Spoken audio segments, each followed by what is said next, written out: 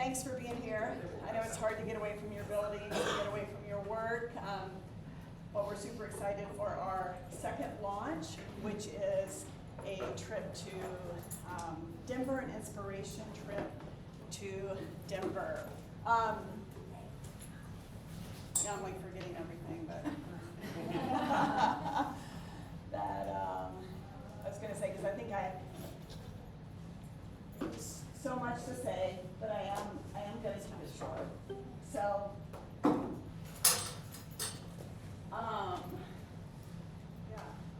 yeah. It was so good, whatever it was. It was Yeah. so good. Thanks, Becca. Very smart. It was so good. It was. Yeah. Well, I'll start with, okay. All right, I got it. So, we're excited to be partnering with Learner Center Collaborative, which Meg is here from Learner Center Collaborative, and a lot of people may be wondering, like, what is their role? Who is Learner Center Collaborative? You're gonna learn more from Meg about that.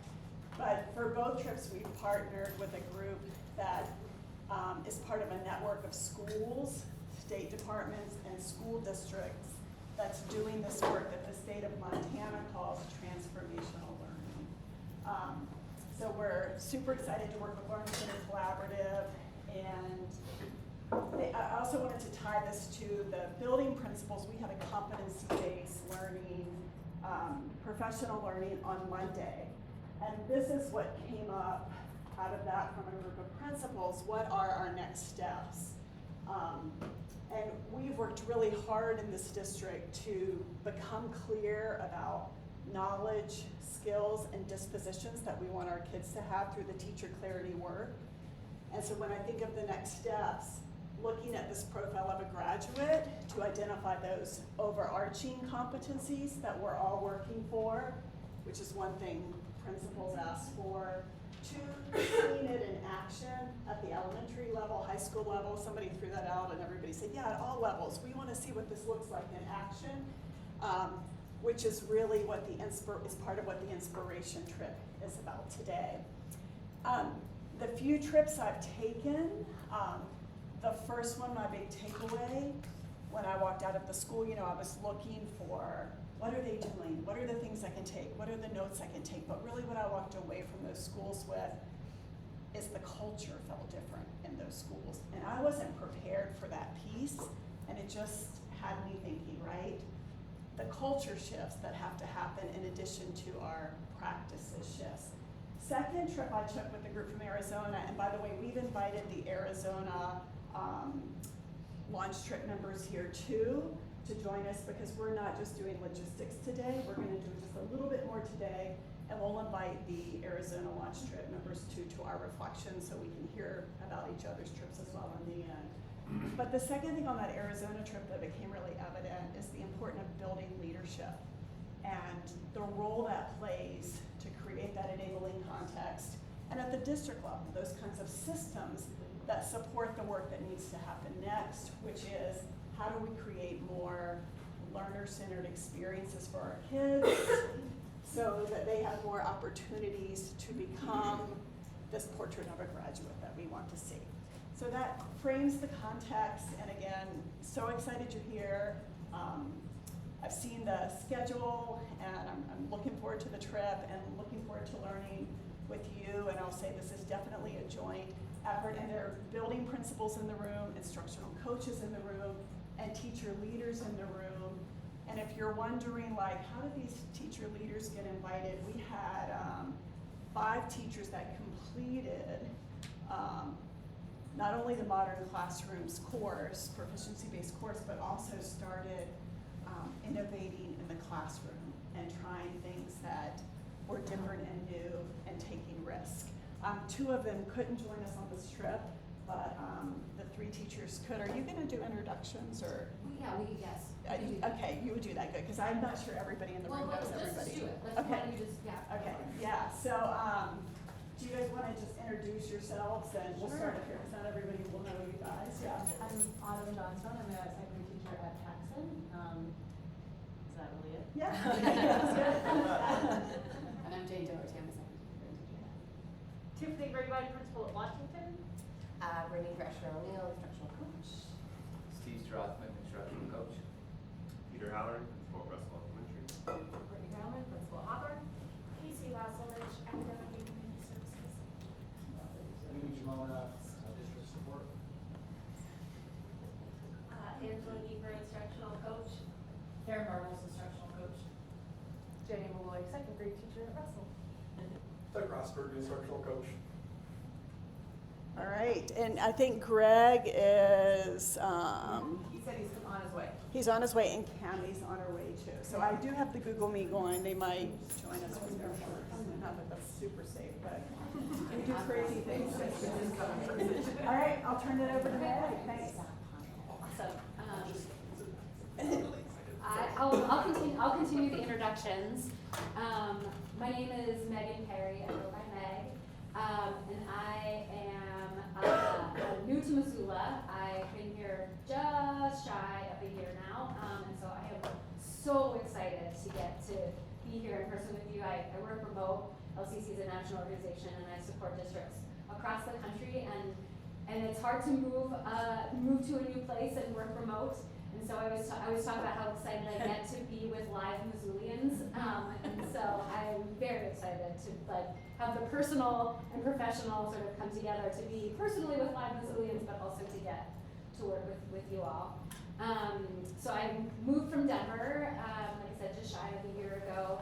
I'm a proud dog mom and partner, as I'm sure most of you are, proud dog folks or pet people in general. This always blows my mind. In my 27th year in education, I've been sort of all over the map. I've been a classroom teacher, I've been a coach and building leader, a nonprofit leader. I've worked in higher education and state agencies. So I've had a really broad and wide and deep variety of experiences.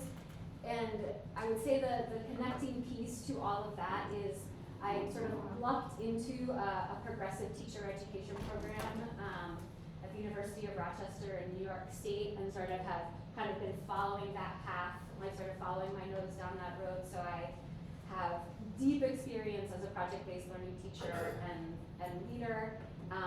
I spent a number of years working for PBL Works, which some of you may know of as formerly the Buck Institute of Education, sort of holding the model for what high quality project-based learning looks like.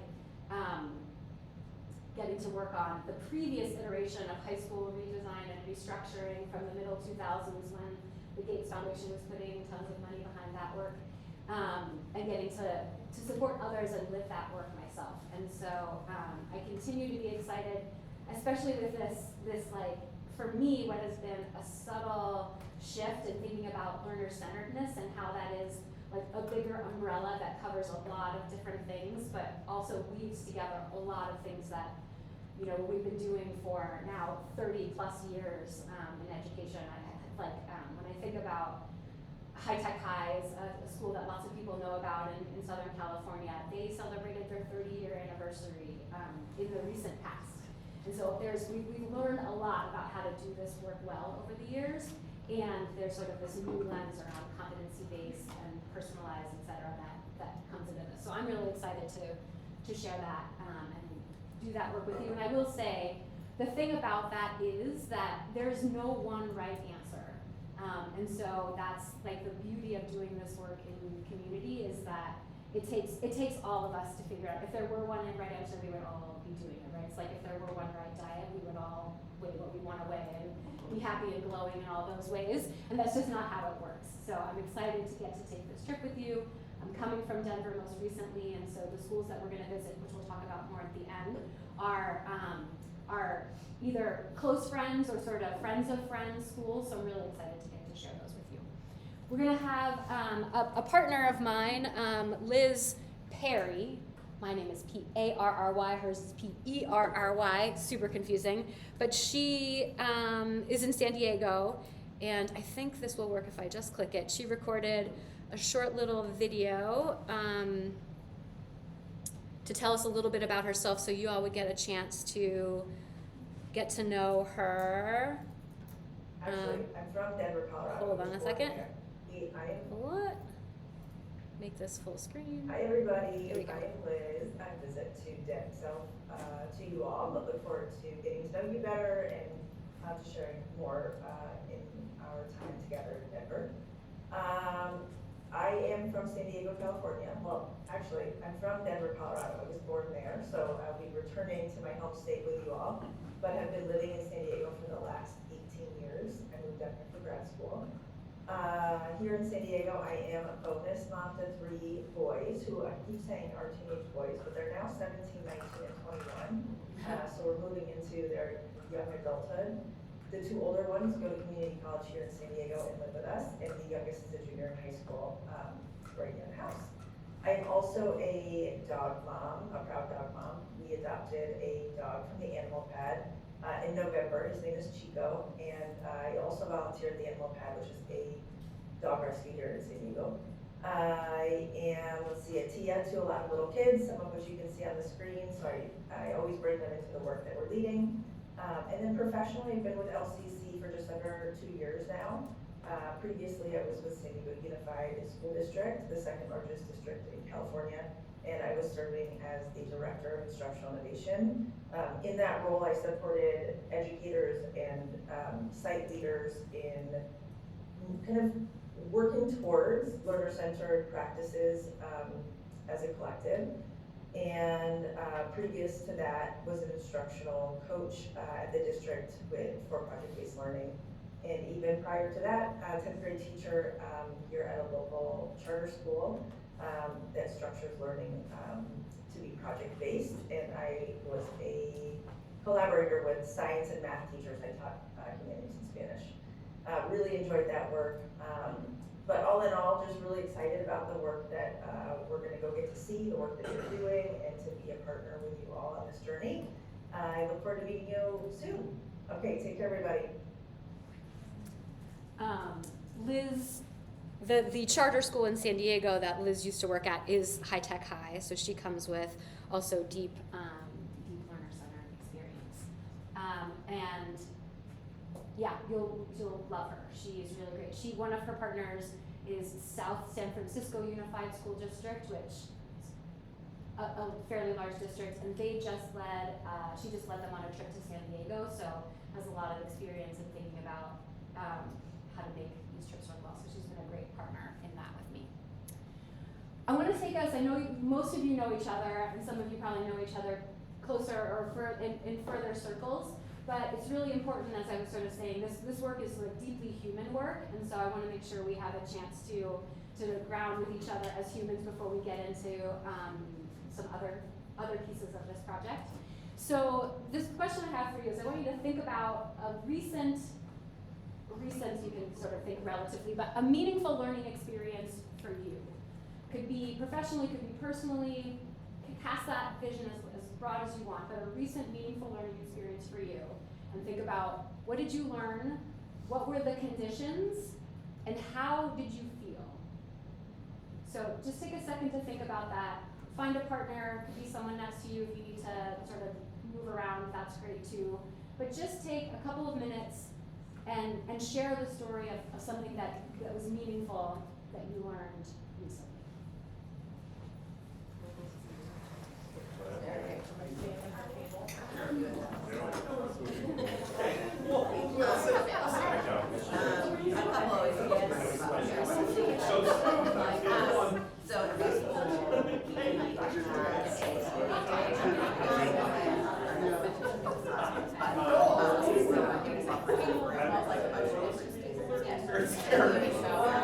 Having that experience with sitting and having to sit with them, like how I felt about it and just like guided the analysis was really helpful. So like I came away from it.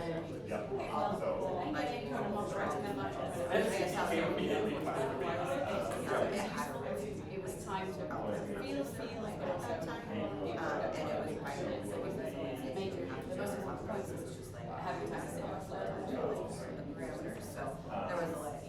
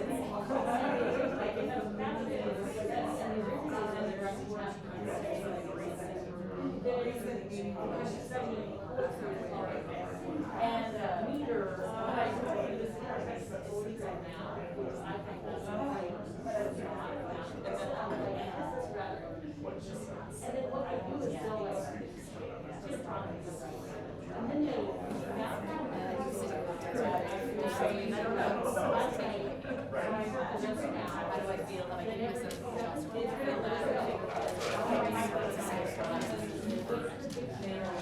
I would make it something that makes me pop out.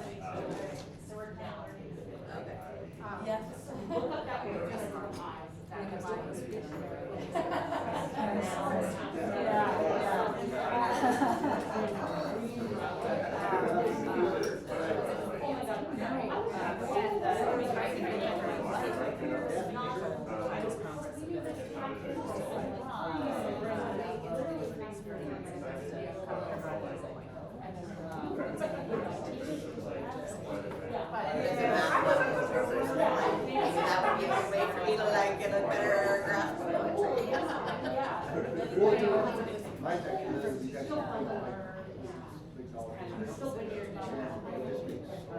Where was it? That's very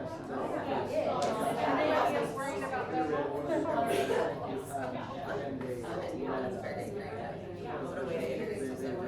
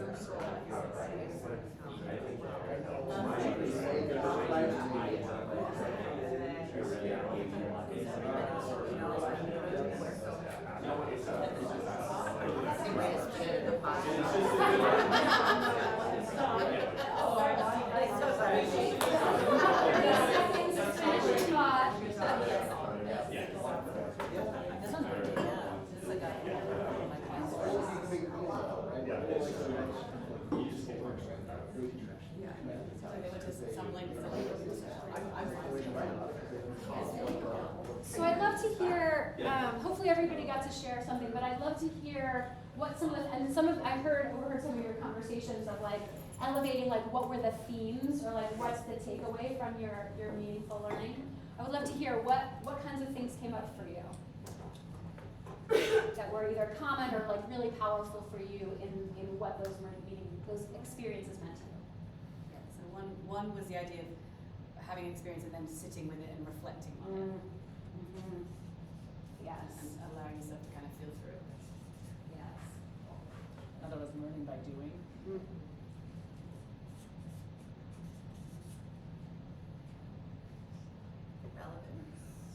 Say more about that. Well, my example is a project that was not super recent, but in high school, and just like figuring out a budget, where you're gonna live, what are you gonna do, you know, that kind of stuff. So it's super relevant to me at that moment. Yeah, I mean, you remember it still. Yeah. I'm slightly terrified too. Yeah. Maybe that also, I mean, a little bit, maybe it's scary, right? There's something like there might be, or uncomfortable, let's say. Maybe not scary. Sometimes though. Mine was self-paced and also having people to bounce it off of. So like share, like collaborative. Yeah, so like I'm reading and listening, but there are other people reading and listening to the same thing, so I can chat with them about it. Like sort of like touch share. points. I would say beginning with the end in mind, knowing what success looks like. Just to piggyback on that language, I would also say clarity, because I talked about my son, I'm trying to learn all the lures and things that he uses on these fishing tournaments, and I have no idea what he's talking about. But I really wanna know, so I have to tell him all the time, you have to talk to me as if I don't know what you're saying to me. And so like the clarity around when you teach, thinking about, they don't know what you know. And, that's been a good moment.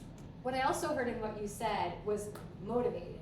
Like you're deeply motivated to understand, because it's your son, like you wanna be able to connect to him, so I heard in that you're deeply motivated.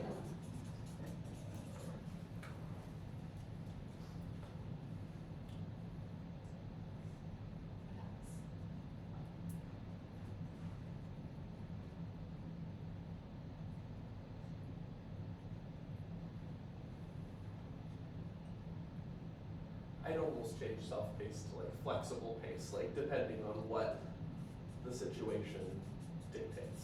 Yeah. I heard you say something interesting that I don't think is represented here. Remind me your name in the Notre Dame. Steve. Steve. Yeah. I heard you say something interesting there at the end about how you were like making it your own. Yeah. Well, so I was talking about I'd taken 2 classes at university, and neither one of the professors, due to wherever they were in their life, I got any feedback from really, and so it kind of forced me to what is it that I wanted to get versus like I'm paying for it, might as well work hard. One was leadership, and like what are they giving to me fits me, not what am I leading to what I think they want to hear, but what is it that fits me. So it was very personalized in that. I took ownership of it because I wanted to gain something out of it. Yeah, so I think there are 2 things in what you said too, obviously like the ownership and agency, that was really like, you felt that deeply, but also you were missing feedback. Like you recognized it was like, am I doing this right? And you're like, well, I'm gonna figure out if I'm doing it right for myself, right? Yeah. So a combination of those things. Awesome. I'm gonna leave this up. I wrote them here instead of putting them on the slide so that we would have them for future reference. Is there anything else, I don't know, Pam, from your conversation, any last thoughts? Yeah, no, I was with these guys. Okay. Well, if anything else comes up, we can add to this list, but we're gonna look back at it here in a little bit too. But thank you for that. Just to sort of name, we only have a short time here together, but I think it's important to sort of orient ourselves in ways to be together, especially given the second one here. Well, I'll give you a second to read. Let me just give you a second to read, and then I'll sort of give my editorial on it.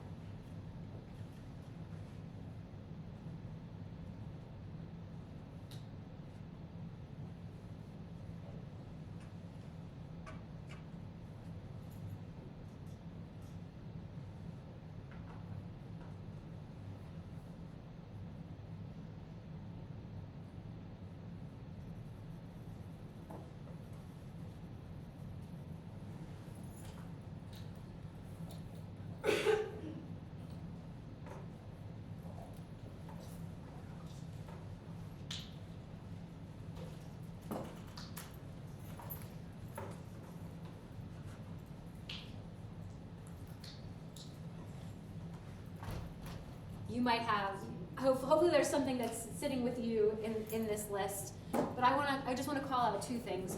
One, because we are all in different spaces, in different levels of the hierarchy of the district, I really love that we take off our hats, so in this space together that we're all learners on equal footing, and hopefully we'll carry that one through. And then the last one of embracing the joy. This is hard work. It's ongoing work. We've all been in this for a long time, and we know that that's true. And so if we're not finding the fun and the opportunities for joy in it, then it's just drudgery. So I hope that today is fun and that the trip also is fun. Oh, this is animated. Okay. Quick goals for today. Get to know each other. We've been doing that a little bit. The real purpose, or for me, the opportunity today, and why I asked Pam, I was like, can we meet before we go, given that I've never met you all and want to get as much out of this trip as possible. And so I'm going to introduce some shared framing around what LCC we think learner-centered means. And as Pam shared, there are all kinds of different definitions, and the way that people frame it, I think they're all under the same umbrella, but we'll anchor a little bit into the way that we define it. We'll talk about the plan for the trip so that you can have some sense of what you're getting yourself into in a couple of weeks. And then we have a survey that is mostly about food that I want to make sure we have time to complete so that you get to eat the things that you want to eat. Any other questions about this, or things that you need to feel good about today and the trip as a whole? Anything that doesn't seem to be represented here already? We'll check in at the end and make sure that you're feeling good before we go. A little bit about learner-centered collaborative. Our vision is deeply drives the work that we do, which is about creating education ecosystems where learners know who they are, thrive in community, and can exist in the world as their best selves. And when we say learners, we mean all the humans. So we often think about that in terms of youth, but for me in particular, the role of learners and adults is really important, that this is true for all of us as humans in this work. We do this in a couple of different ways. We usually start with creating coherence around what we call a framework for the future, which is sort of a strategic plan type of work that starts with creating a portrait of a graduate, which you all already have, but then thinking about what are the systems and structures and sort of the big moves, we often call them, that we need to put in place in order to make the students exhibiting those outcomes a reality. And so once we have that document as framing, we then work on building capacity for leaders and educators to think, what does it mean to implement that kind of work? A lot of times there are new things that need to be created, so I heard about you're doing demonstrations of learning, and so let's pilot and build that process, which you're already in. Sometimes it's a new report card, sometimes it's all kinds of different potential things to design with community, and then connecting people to each other, kind of like we're gonna do in a couple of weeks. We work with districts across the country, and we do it in the ecosystem that we envision falls into these buckets. So as I was saying, we start with whole learner outcomes. It's really saying let's say, what is it that we really want from our graduates? What do we really want learners to leave us with? That's the whole learner outcomes. What does teaching and learning need to look like in that case? How do we need to shift that in order to help students be able to demonstrate these whole learner outcomes? Are there school structures that we need to shift in order to bring that to life? What are the other enabling conditions at the school level, at the district level that enable that? And then as Pam was saying, what's that culture? What's the water? I like to think of this as literally the big blue ocean is culture that we're swimming in, that we always feel but aren't always conscious of. And to me, that's actually the power of the site visits, is that you get to, when you walk into a space, as Pam was just saying, the culture is the thing you feel immediately. And as much as anything, the vision of something different is possible, this feels different. But even more so, it illuminates the things, assumptions and beliefs that we might not even realize that we hold. It makes those things transparent. And so I'm hoping that that's, as much as anything, what we get out of this trip is the awareness of the culture that we're living in, so we can imagine how we want to shift it and do the work to do that.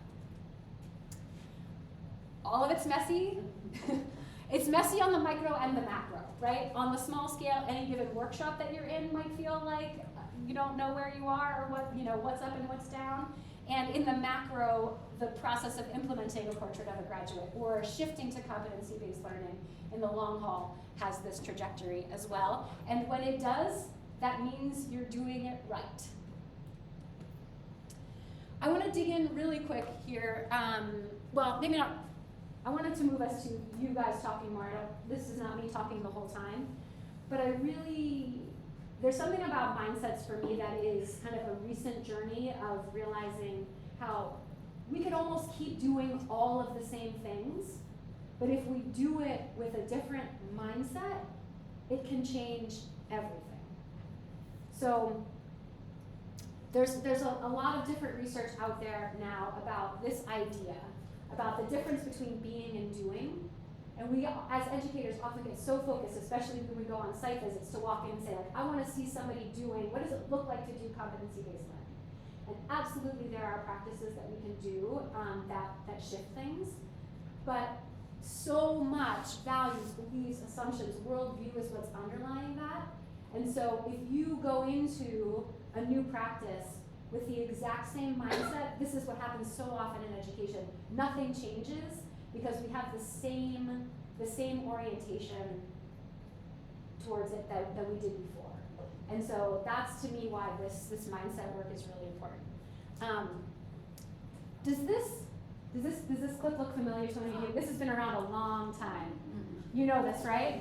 Yeah, Just sorry, I just recently? used it in a presentation. Okay, I don't need to show it. I don't need to It's show it, right? fantastic. You haven't seen it? I know. Do you guys It's mind? so fun. Do you guys mind? Okay, it's uplifting at least, right? It's even if you've seen it before.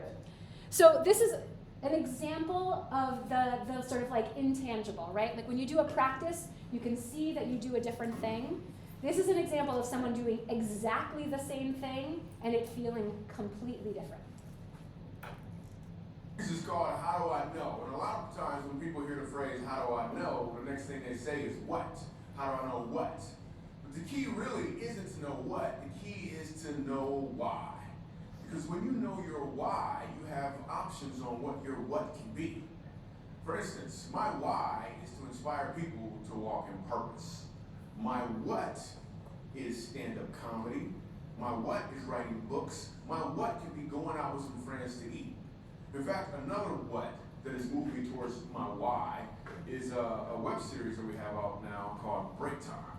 So every Wednesday at 3 o'clock, you should subscribe to the channel. We do a series called Break Time on YouTube. So 3 o'clock, we drop a new episode. One episode in particular, I'm about to show you a clip to. We were in Winston-Salem. So Break Time, this is how it works. I travel the country, I do stand-up comedy, probably an hour and a half at an event. And in the middle of my show, I'll just sit down and start talking to the audience. And funny just happens. Or I'll meet somebody who's really interesting. So I met this one guy, and he said that he teaches music at a school. I was like, all right, you teach music, can you sing? And then I'm just gonna show you a clip. Check it. So you're a musical director? Yes, sir. All right, so let me get a couple bars of like Amazing Grace. Can you do the first part of that? Go ahead. Amazing Grace, how sweet the sound that saved a wretch like me. Wow. That bro can sing. You know what I'm saying? All right. Now, once you give me the version, if your uncle just got out of jail, you got shot in the back when you was a kid. I'm just saying, let me see the little version real quick. If you know the version I'm talking about, just see if that exists. Let me see what you got.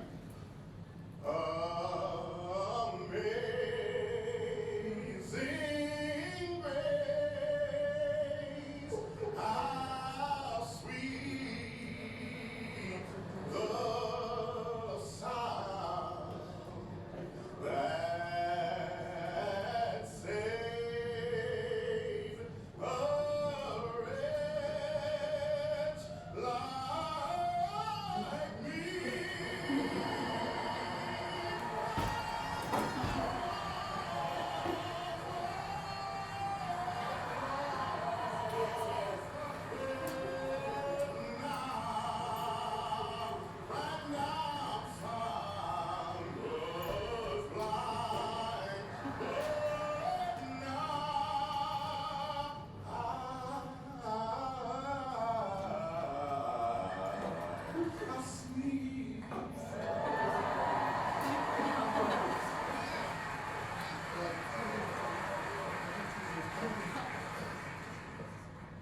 So here's the thing. The first time I asked him to sing, he knew what he was doing. The second time I asked him to sing, he knew why he was doing it. When you know your why, your what has more impact because you're walking in or towards your purpose. It's pretty powerful, right? You can't not feel the difference between those two things. And so that's just the thing I deeply believe, that yes, there are things structures and practices and things that we can implement that change things, but it is our mindsets about those things that really influence how different it feels to learners, to educators, and that's kind of all that really matters. Like, does it actually feel different? That's what we're going for in service of in particular outcomes. So anyway, thanks for those of you who've seen it for humor, and that hopefully it brought a smile. Yeah. It's so good. And for the why, And for the, that talk about why. yeah, absolutely. Is it gonna go?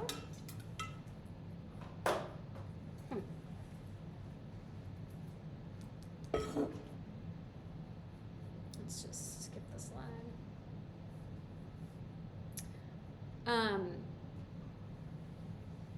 Just turn to your tabletop partner just for a second to think about when we think back on your meaningful learning experience. So we talked about the characteristics of it, but just to tap into that values and beliefs piece a little bit. What do you think was represented, whether it's even in yourself or in somebody else who may have been supporting you in that learning? What values and beliefs underlie some of these characteristics or your experience? And how do you know? What is it that tips you off to this idea that there was something unique about the values and beliefs of the people engaged in that? Just take a couple.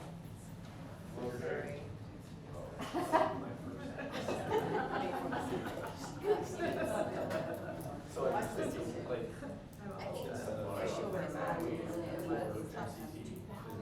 So the teacher trusts that. Attending a little more attending to your classes, paying attention to what you like, You know what I mean? It's just that we're gonna be out there doing it. He was talking to, it was a Zoom call with like 100 people. I think one of us had a different experience. We were going to talk about something about general.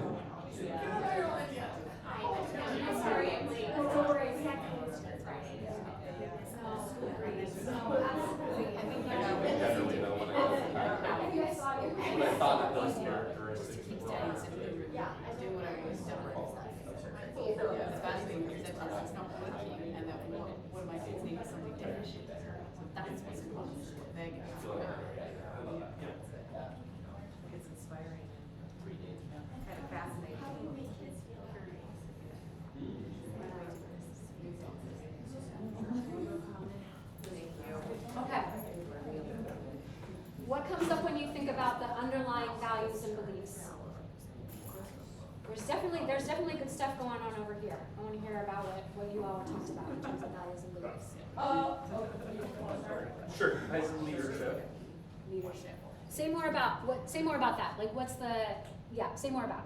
Well, when I think of all the values that were, well, I forget what the word was, on the previous slide that you Yeah. flipped over on me. Yes. Felt like leadership was character required kind of to initiate most of those and take some like action yourself. So there's like, okay, leadership, got you. Because when I think, is that, you're saying like in yourself, so like a Yes. sense of in self, okay. Sure, or with others. I mean, we've all been in like a situation where you're supposed to collaborate, especially on like Zoom, and suddenly no one speaks or has like a camera on. Somebody's got to start something. Often ends up being me, I know that, so. So there's like initiative as part of that, got it. Okay, what else? And I also think the other conversation was, one of the learning situations is, and I'm not involved in this, I'm speaking for you, That's right. MCT coming into a school and the children's theater coming into a school.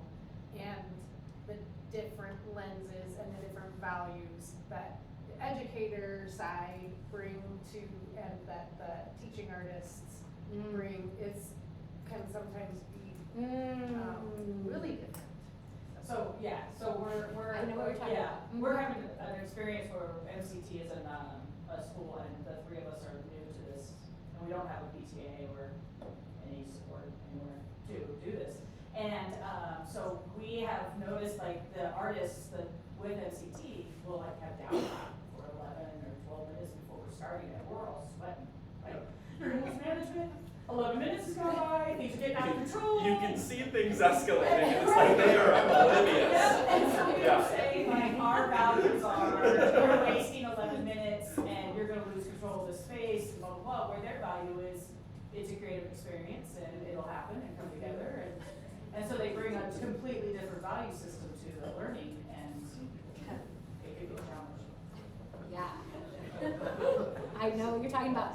I just want to, like, let's put a pin in this, because I think you're going to see that kind of thing happening. And so that might be something for us to, like, lean into and unpack a little bit about that. Because something that comes up, I'm just sort of, like, naming things that come up for me as you're talking. So I've, like, identified patience, perhaps, creativity. But there's all of leadership, and also this sort of speaks to, and I heard someone else say this earlier, but trust. Who do you trust and how do you trust and what does it really mean to trust?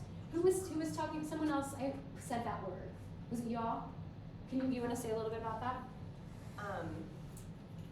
So again, my experience was like the budget thing, and so just this idea of this teacher like letting a bunch of seniors, like go to these insurance agencies, like have these conversations, like real life, like don't, and just that trust that like that's what we were gonna go out and do. And there were probably a little side, but ultimately everybody did because they think of that relevance in the relationship and trust with the teacher. Yeah. It's not always the case. Anything else? I think drive. Your drive. Like what's your vision and what's your, how driven are you? Mm-hmm. They sort of like connected a little bit. Drive, initiative, leadership. I would maybe add like failing forward. Like I think about my daughters and when they learn the most, it's usually when they fail first, and like it's kind of embracing that like it's not going to be pretty all the time. Mm-hmm. Right. Those are sort of connected, like failure, patience, trust. Right. It's like what is the learning actually? Yeah. These are. I think if you could add learning to that, like we all value learning. All of those experiences, we value getting better or becoming stronger or being a better version of ourselves. Value that idea, that concept. That we can change, that we know that we don't know it all. And then sometimes there's a difference between learning and engagement. Like you could have a really engaging experience, but is it really a learning experience?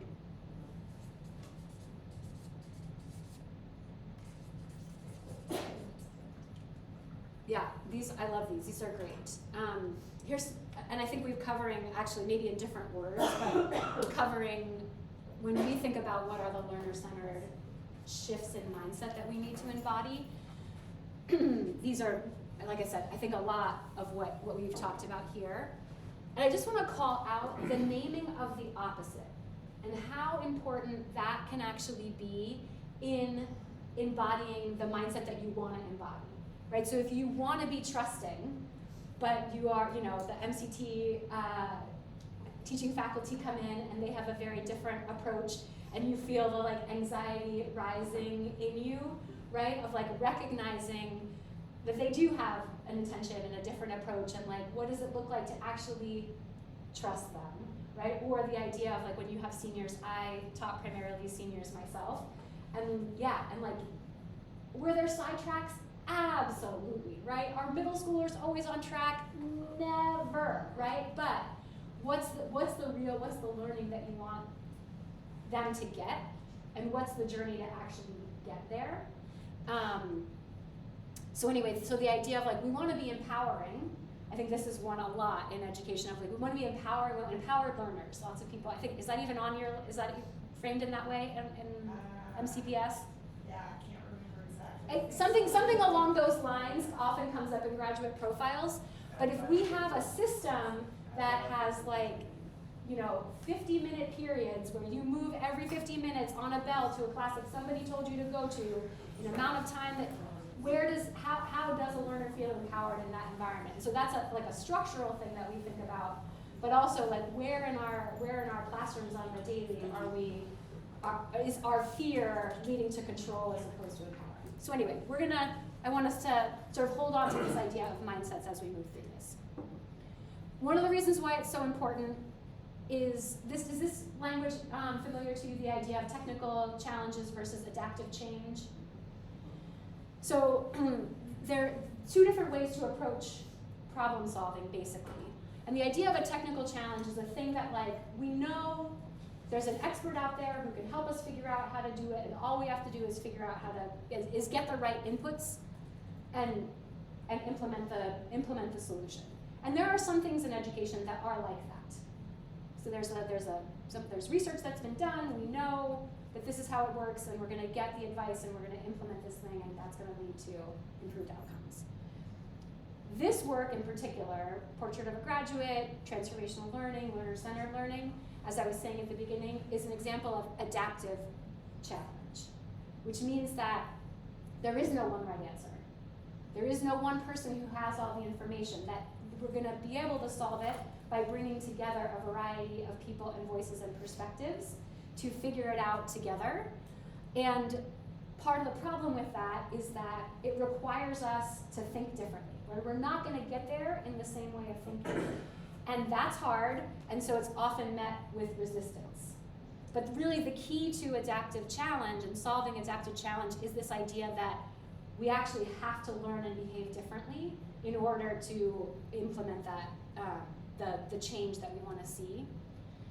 And this is just like a statement of that, but there are these two Harvard researchers, Bob Keegan and Lisa Leahy, who've done work for years around what adult learning looks like. So we know there's like deep neuroplasticity in toddlers and at the adolescent years. So, but like, what does the idea of adult learning really look like, and how do adults learn and change?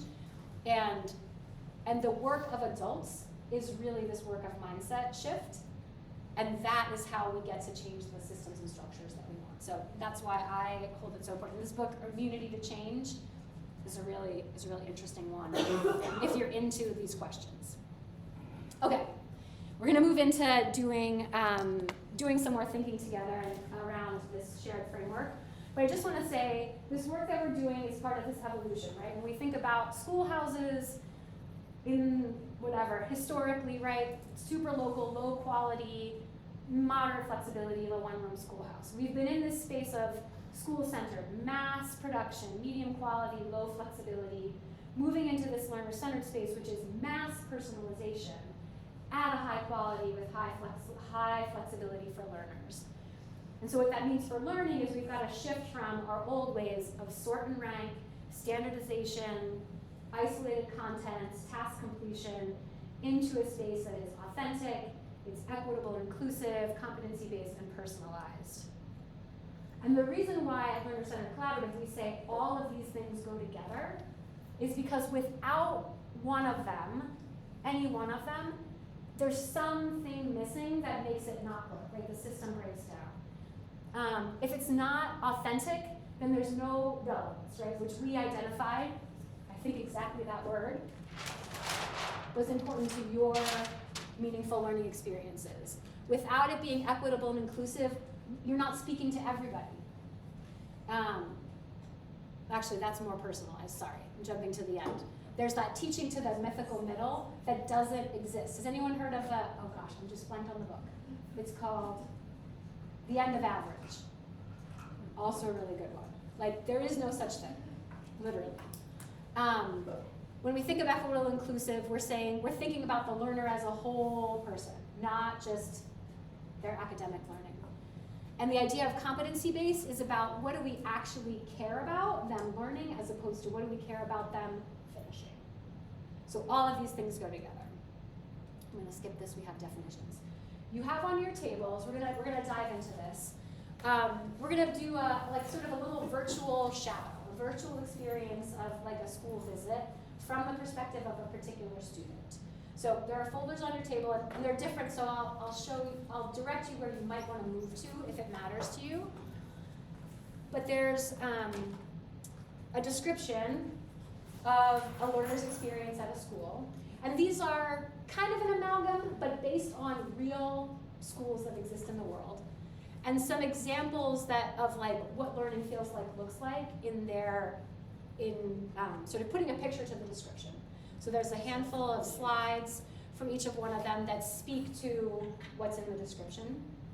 I'm gonna jump back here. So in the folder on your table, there's one example. There's an elementary, a middle, and a high school example. And so I just want you, and I'll share this deck with you. In fact, that's what the QR code is. So it's helpful to have it in person just to be able to look and talk about it. But you can all access it in the slides. So if you want to, either through this bit.ly down here, MCPS visit slides, or the QR code, you can have access because each of them also have a video that's also helpful. So taking a few minutes and just sort of digest, and you can take the paperclip off and process. What's happening for this learner? What's their experience like? That's the first paperclip. Behind the second paperclip is a little bit more of a detailed, actually it might be the next slides. Let me just jump back ahead. There we go. For each of the elements, we call this the learning model, the personalized, competency-based, equitable, inclusive, authentic. We call that our learning model. And for each of the elements of the learning model, we have like a teacher competency framework. And so just to start thinking about learner-centered experiences in this way, there's one for each of the four of them, personalized, competency, whatever. So once you get a sense of like, what is this learner's experience, pick one of the four competencies or one of the four elements of the learning model and just sort of take a second look at it through that lens. If you pick personalized, how is this learner's experience personalized? If it's competency-based, how is it competency-based? And then, we lost the slide, I'll go back, but then just have a conversation at your table about what you're noticing, what you're seeing, and then we'll come back together with each other. So these yellow folders, this front table and this front table, are elementary. I think the manila folders are middle school. And then the purple is high school, and I know we don't really have any high school folks here, so it's an interesting one just for learners' sake, but no need. So if you want to move to find a different folder, feel free to do that. But I'll give you a few minutes to process it yourselves, and a chance to connect with the learning model, and then we'll talk about it. Questions? Is anyone having trouble? Can you access? I'll go back to the slide. Yeah, let me go back. So each of the elementary and the middle all have a video, I think. So it'd be helpful for at least one person at your table to pull up the slides, either by the, like I said, the bit.ly or the. Okay. Go for the slides.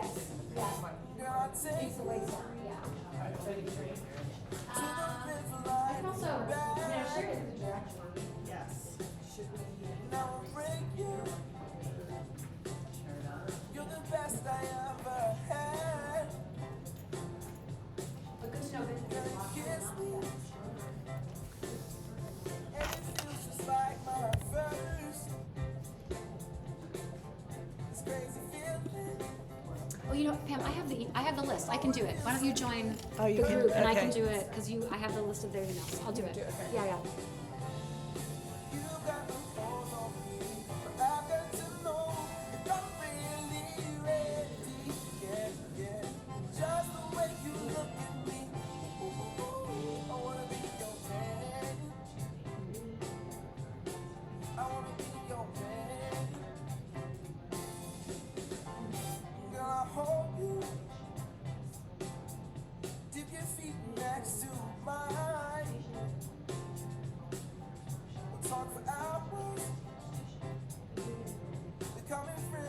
Sunshine, girl, I want you, but maybe we should take our time. Gorgeous, but loving you could be a crime. You got no hold on me, but I've got to know if I'm really ready. Just the way you look at me, I wanna be your man. I wanna be your man. But according to me, you are the girl of my dreams. These memories of your silhouette, baby. Yeah. Now I know you agree, but now I'm starting to see you right, baby.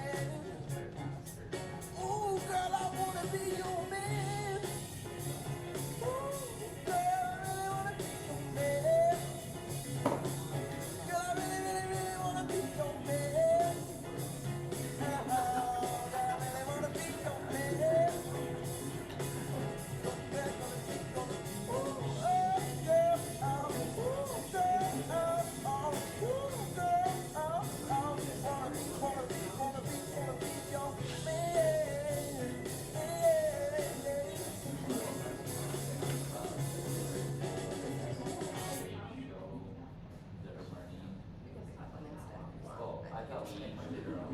Oh.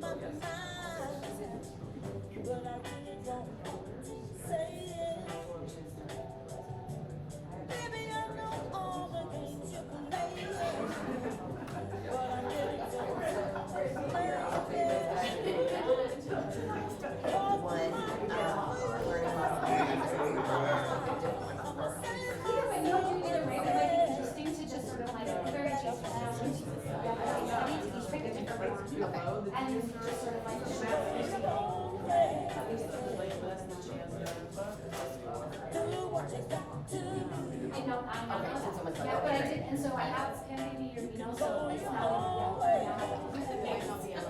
like the only one that I know. I read a whole program now. I like that. I don't think there's I have an email. No, totally fine. I even think that. I guess someone else. Sad when again it comes too late. I say to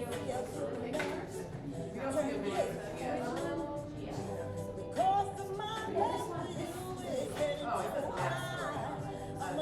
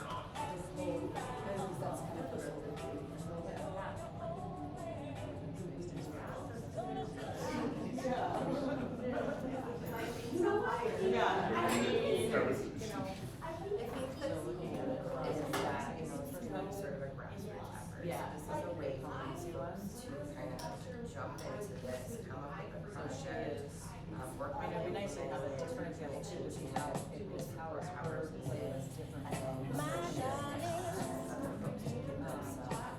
wait before you come. What? My sugar, feels like you only come around for me. My glass is never empty. So, I guess it would. You always feel it on me. And I still just trying to understand. Is it my love? When you up there now. Is it your love? Make it dance by myself now. Is it our love?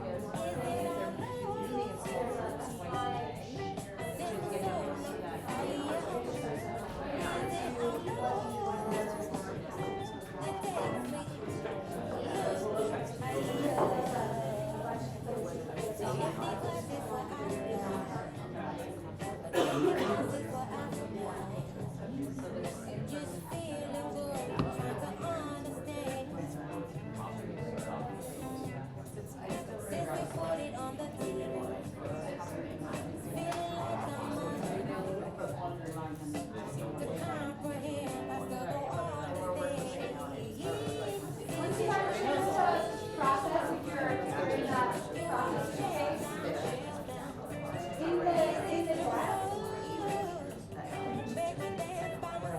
in the deck, there's a slide for you to capture some of your things. Around, I don't know, 50-ish something, there's a bunch of overlap slides.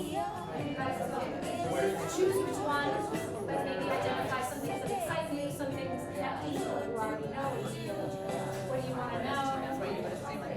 Capture a little bit more. Showing, but there's some ways At this point, friends.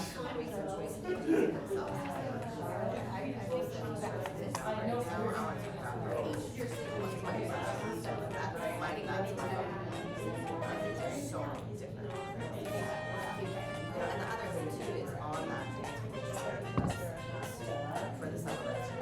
Things like I mean, one of the reasons I feel like this actually works is that we're seeing that on every single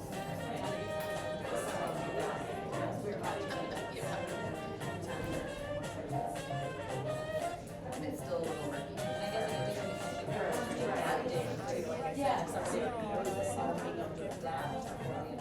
Yeah. We'll give them more.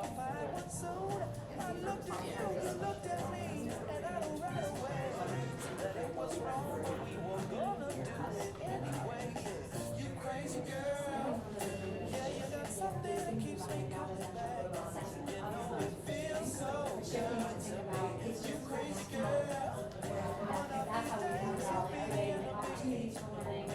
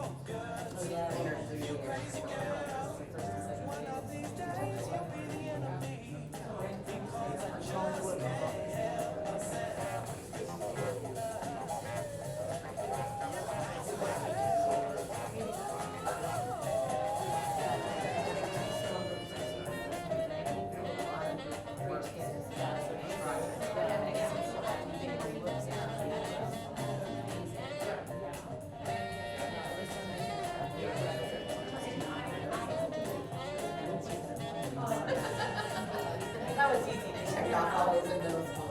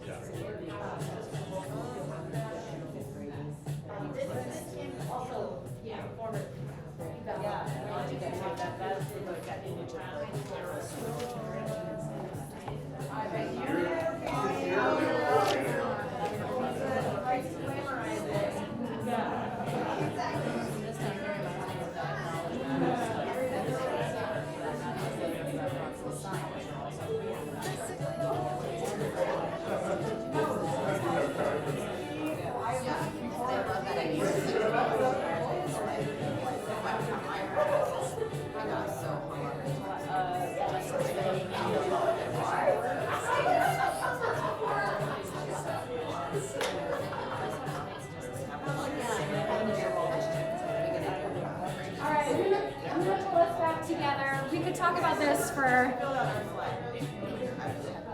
we could talk about this for days. And guess what? We're gonna get to. It's so great.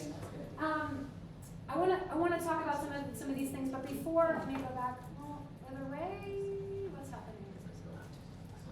I don't know why this doesn't work.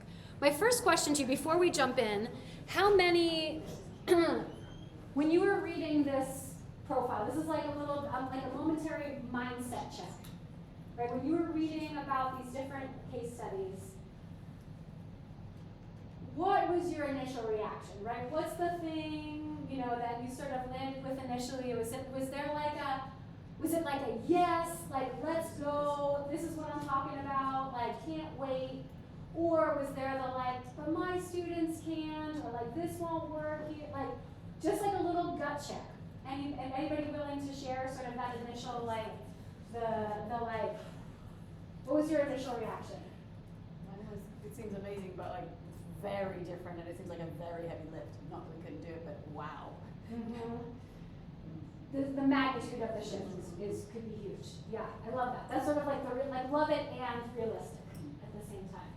I was definitely right away like, yes, let's do it. And then because I've dabbled a little bit this year, like, and I saw how some kids naturally were able, and what do I need to do to help the rest of them get there? And then, I actually listened to it, was making connections, because I'm lucky enough to get to be with Jenny a lot, and, like, oh my gosh, you do that.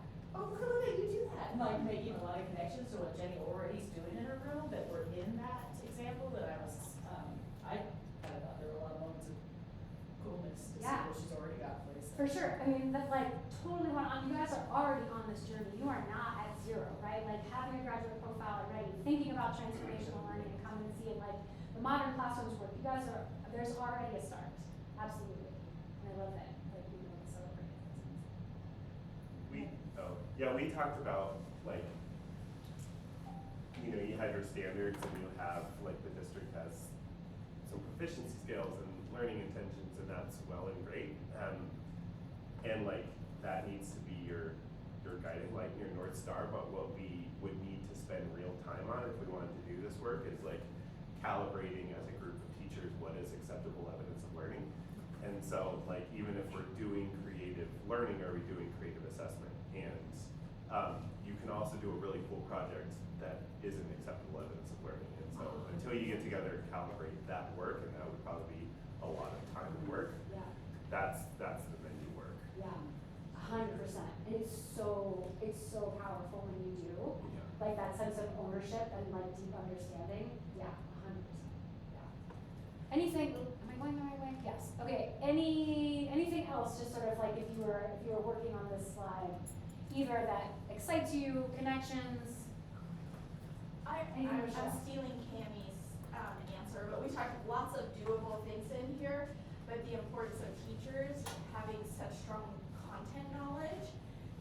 Like it's easier when you really know your content to kind of veer from what's happening in the classroom. Like Cammie used the example, like English, she could do all this stuff in her classroom, but then when it was science, it felt like, oh, I better kind of stick with what's in the book.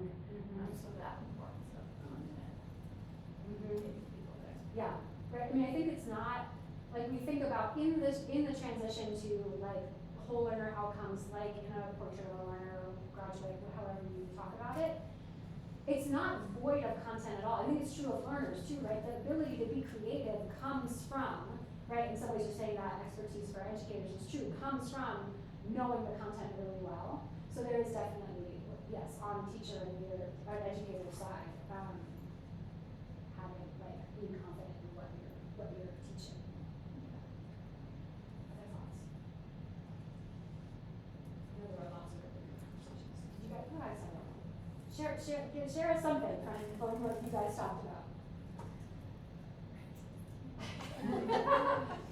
Well, I guess, I don't know if we completely talked about this, but I love the real application to the community, like this, like writing a letter for the newspaper or whatever, just that. The community community connection, this idea that there's a bigger real problem that kids are working to address, where there's not one solution, there's not one right answer. There are gonna be people who love their ideas and other people who are gonna be on the other side of it, and learning how to like cope with the fact that that's okay and. Yeah. And I think we underestimate how young you can go with real problems. I came from a middle school that was deeply project-based and deeply embedded in community. And like, you can ask sixth graders, and so I would then argue, I mean, there's, down to, second and third grade. The question is just how much time, right? But you can ask them real challenging questions, and how much time and support do they need to be able to come up with an answer. But there are plenty of problems in the world that need to be solved, and so like, why would we not solve this? Yeah, and we underestimate and think like, maybe only for high school, but I would argue you can go much longer. Any other, what questions? I would love to hear, like, what questions are rattling around for you, especially as we're headed into this visit. The schools that we're going to, do the entire school operate with these models, or is it like with MCPS just teachers here and there trying it out? These are whole schools. Okay. Yeah. Some of them, two of them, well, yes, they're whole schools. Okay. Yeah. My questions really come down to like the real meat and potatoes, like what's their schedule? Yeah. How do they take attendance? How do they run their lunchroom? What about their bus schedule? Like all of those barriers that seem like, oh, that really isn't a big deal when you think of how awesome this is, but then when it comes down to it, really drive everything. Yeah. And so like, what steps do they take to go from this really lock and key schedule and, system to more flexibility? Yeah, totally. And I think what we'll see, we talked about this, or maybe you heard it, Can't get out of it, but right before you got here, was that there are, in all of these, there are those traditional elements, right? There are legal and like, there are real constraints. Yeah. One of the things I think to think about is like, what are the actual constraints versus our perceived constraints? Like that either we think exist or that we just hold, again, getting at those underlying assumptions. And so that's one piece of it for sure, like what are the actual constraints? And then the other thing is, how do we hold, what is our mindset around how we hold all of those things? And how could, if we shifted our mindset, those things show up differently, right? Like we think about lunch schedules and attendance and all of that kind of stuff. Is it coming from, like, are we coming from a controlling place? I mean, we have legal responsibilities, et cetera, but like, is it coming from a controlling place or is it coming from an empowering place? And what's the shift in the feel of it? Or what do we need to shift the feel of how we experience those things? So hopefully we'll see that, because there for sure are schedules, and there's lunch, and there's buses, and there's attendance. So I love that, and let's like hold on to where we're seeing like, oh yeah, they have a schedule, but it doesn't feel like this rigid controlling structure. And what is it that feeds into that idea? Other questions? Mine comes back to your mindset, as we continue this process of moving where we're going, how can we assist our educators in that mind shift, change? Like, I mean, the three that we have in the classroom right now, they're naturally there. Like, I mean, you want to make these steps, like that, your mind shift is already there. We have many folks who will resist, and how do we help them with the mind shift? Yeah, I mean, it's the same, you were saying before, it's the exact same with learners, right? There are some who like take to this in a more natural way, and there are others who resist it or don't initially thrive in it as much. Exactly the same question. It's exactly the same question. And it is actually, so like, spoiler alert, like you gotta lean in and like have the patience to like give the students and give the teachers like the rope to do the learning, right? To fail in order to learn the lesson. That's, I mean, and what that means in every context is something different. Like that's sort of like, you gotta, it's uncomfortable. It's that like, It's been 11 minutes, the anxiety is rising, what are we doing here, people? Is this gonna fall apart? He's gonna dismantle that bookshelf. It's real, right? That's real. Exactly. Yeah. Yeah. You gotta push through that. You gotta push through that. Hey, Okay, Kate, yeah. what schools are we going to? Great question. Let me skip through. Okay. I'm gonna skip these. We'll talk about these later. You have the agenda. I sent it to you. Just a little bit of context. How many of you know, how well do people know Denver? Like, sort of like on a 1 to 5. Like, I've been there once at school, I go there all the time, I'm like, I got it. Okay, so some people super experienced. Anyone else ever lived in Denver? Okay. We're gonna visit schools in 2 different districts. Obviously Denver Public Schools is the blue, like, zigzaggy one in the middle. There's some stats about it. One of the schools is called C3. It's creativity, challenge, and community, and I can never remember the order, but those are the 3 C's: creativity, challenge, and community. And they're a charter school that has a really interesting structure that we can talk a little bit more about. But DPS is a really big district, 90,000 students, almost 200 schools, primarily a majority-minority district. High population of ELL and free or reduced lunch, probably not a huge surprise. And the other district is Jefferson County Public Schools, actually known as JEFCO, which is just suburban west of Denver, and geographically huge, as you can tell. It's a sort of like the Denver metro area, but like on the verge of the mountains that are on the right, or left, I mean. Also a massive district, 70,000 students, 160 schools, a little bit of a flip, primarily white, although also substantial population, minority populations, relatively high ELL as well, half the student population free or reduced lunch, just to give you context. Are they both charters? They're all different. There are 3 different schools in these 2 different districts, and they all represent different structure. So the first school we're going to visit is on Monday. It's called the Jefferson County Open School, JEFCO Open, and it's a choice alternative school, so it's a district school, but intentionally designed to be innovative. It's been around for a long time, going on 50 years, over 50 years. Started in the 70s as like a grassroots sort of community project that grew into this now full-blown school. It's PK-12. So we're gonna get to see the full spectrum of what that looks like. We're gonna get to spend time with the leader. We're gonna visit the secondary campus, which is 7-12. We'll visit the elementary PK-5 or PK-6. We've got a good chunk of time with those folks, and there are some links. You have access to the slides, obviously, and you can poke around and explore if you want to a little bit more. On Tuesday, our first visit will be to La Luz, which is an independent school, super fascinating. They exist in a DPS elementary school that's underutilized, so they have space in the school. They get state funding as a homeschool enrichment program. And their model is basically like, how do we be a middle school for middle schoolers, right? Like, what does it mean to actually speak developmentally to the middle school development, rather than like, we're just gonna put them in this place for 3 years and hope they come out okay in 9th grade. We're actually gonna lean into who they are as humans and what they need.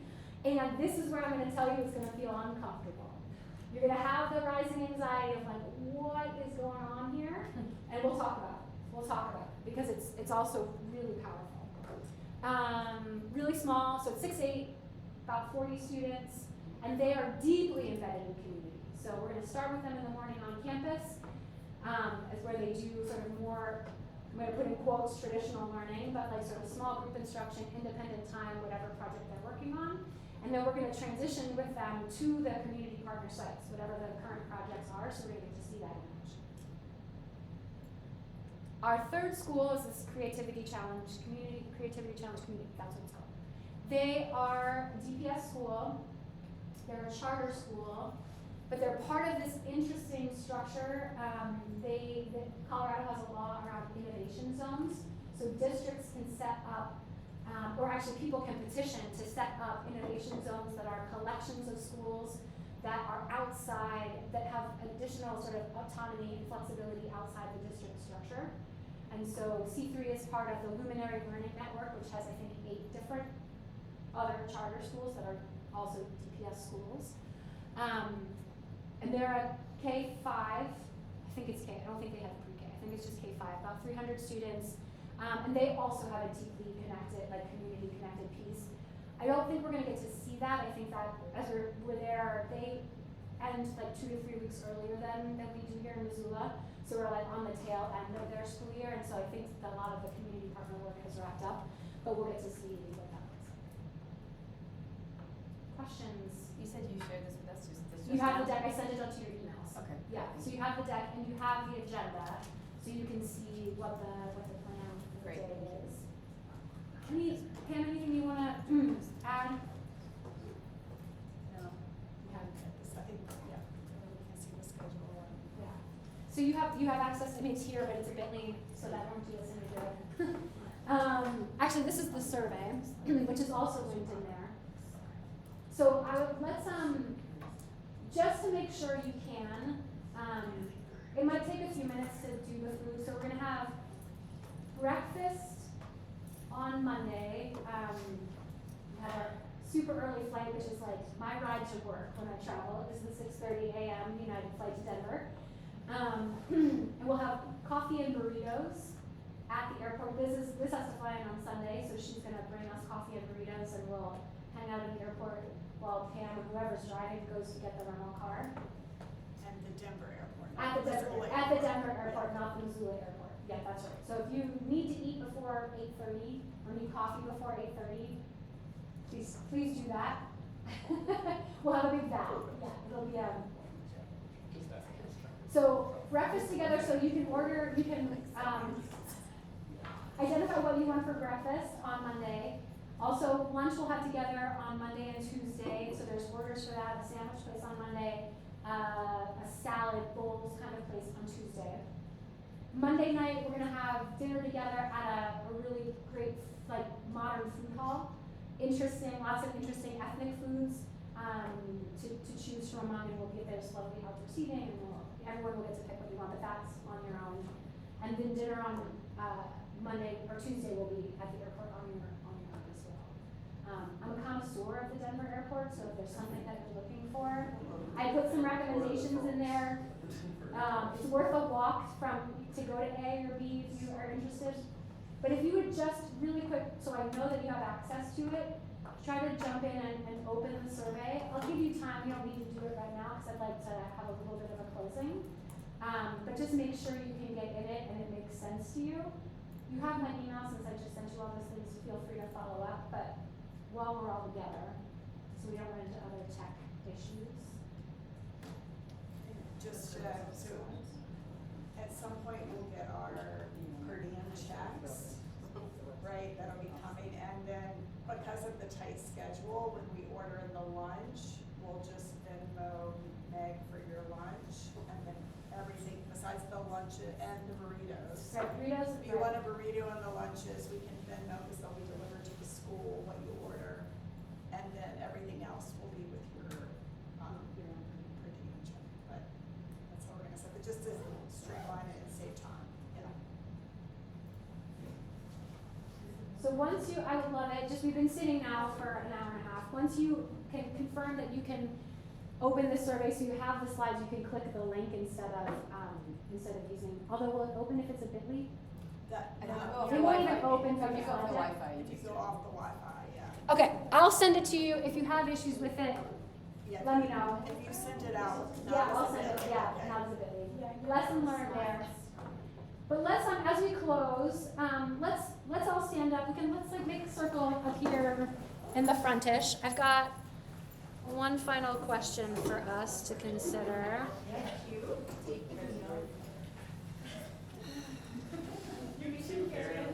We're a small group. Let's gather around this slide. There aren't that many of us. We don't need like to take up the entire room.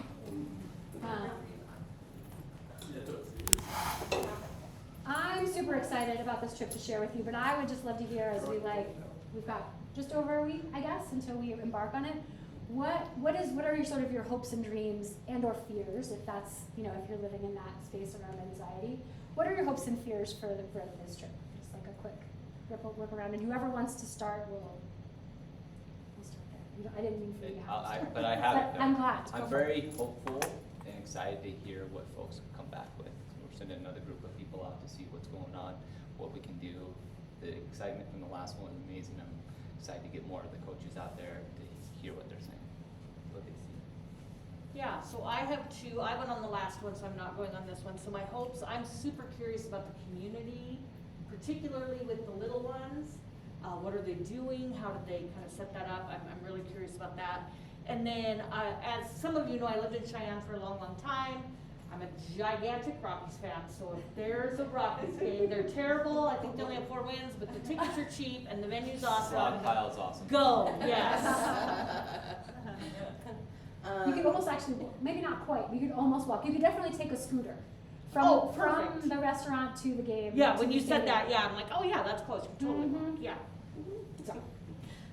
So I went to Arizona, also not going on this one, but I am curious to see what you experience and feel in terms of the leadership and culture at these schools. I know we have some thoughts from Arizona, and thinking about how that applies in some tips. I'm super excited for the inspiration and to come back and share whatever that's, we've been dabbling, and a lot of the coworkers are interested, but not yet ready to dive in, so it'll be great to come back and share ideas with them. I'm excited to see what kids look like in these circumstances, and to really give me additional inspiration, that that's our North Star, and then to come back with some concrete plans for next steps to how to do better in my room. Yeah, my hope is to come back with some really tangible tools and ideas to start implementing from a leadership perspective to empower teachers to take some of this on. Yeah, I'm excited. I always love when questioning the administrators, just like where they start, how they get things moving. So I enjoy that. Very good. I echo the other second grade teachers, and I guess I'm excited to have some time to brainstorm and collaborate as well. We won't talk to you because we're going to Paxton, so we'll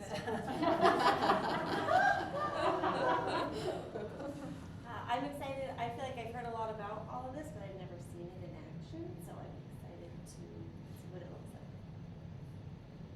I think I'm most excited just because public charters are new to Montana, and I've done a lot of living in one this year. I'm curious to see what that process is like and what it looks like in 10 years down the road, what I can expect, hope, dream.